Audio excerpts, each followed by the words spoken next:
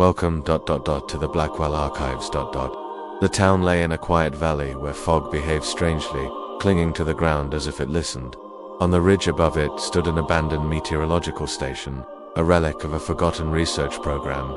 Inside, dust-coated outdated instruments and shattered screens. At the far end of the main room lay a steel device bolted to the wall, a circular disc of mirrored alloy, its surface unnervingly flawless despite the station's decay.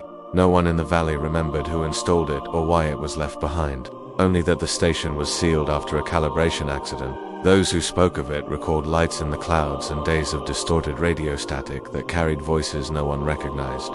Decades later, a researcher named Alden arrived to catalog what remained of the facility.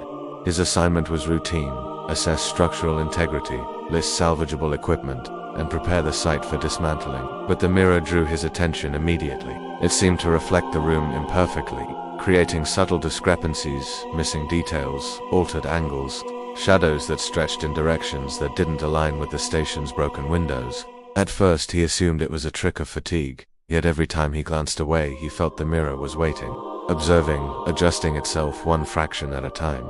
Over the following days, Alden became aware of temporal disturbances. His wristwatch lagged behind wall clocks, a dropped pen took just a heartbeat too long to hit the floor. Sounds arrived with faint delays, as though the building existed milliseconds out of sync with the valley below. Every anomaly centered around the mirrored disc. Equipment malfunctions increased the longer he remained near it, and his field recordings captured faint pulses, slow, rhythmic, almost like breathing. On the fourth evening, the fog rose higher than usual, pressing against the windows like a living membrane. Alden reviewed old maintenance logs and discovered references to a resonance test halted abruptly after personnel reported episodes of disorientation and visual duplication. The mirror was never meant to reflect, it was designed to receive. According to the logs, the device synchronized with atmospheric data and bounced signals through a network of satellites. When activated simultaneously with certain weather conditions, it generated disturbances that folded brief moments onto themselves. Alden attempted to shut down the main power lines to prevent accidental activation, but the generator reactivated on its own, fueled by a surge that did not appear on any meter. Lights flickered as the mirror emitted a low hum. Dust rose from the floor in concentric circles. The reflection inside the mirror no longer matched the room. Instruments were intact. Papers were neatly arranged, and sunlight filtered through a window that, in reality, was boarded shut. In the reflection, Alden saw himself, but his mirrored likeness was turned away from the mirror, facing a doorway that did not exist. Minutes stretched unnaturally as the reflected version of the room brightened. Alden felt a pressure behind his eyes, a tugging sensation in his stomach, as if gravity had loosened its grip. The air thickened with static.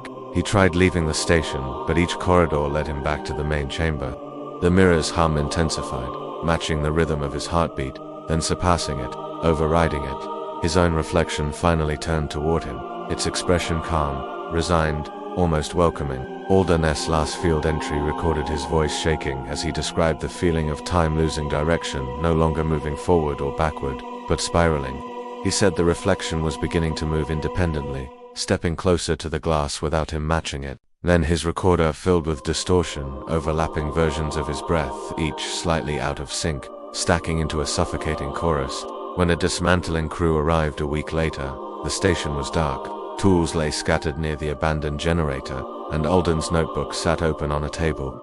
The mirror, however, was spotless. It reflected the chamber with exact precision except for a faint silhouette standing beside the table, unmoving, even when no one was there.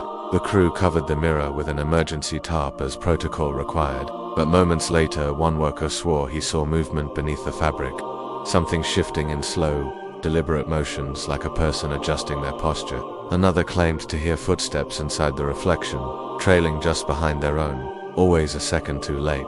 Before sealing the facility again, the team inspected Alden's recordings.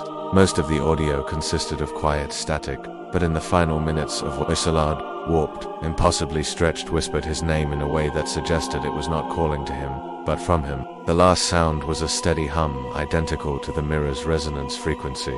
The station remains locked by federal order, marked as structurally unstable. But hikers on the ridge say that on cold nights they can hear a faint metallic tone drifting from the building's low, pulsing, like two heartbeats struggling to synchronize.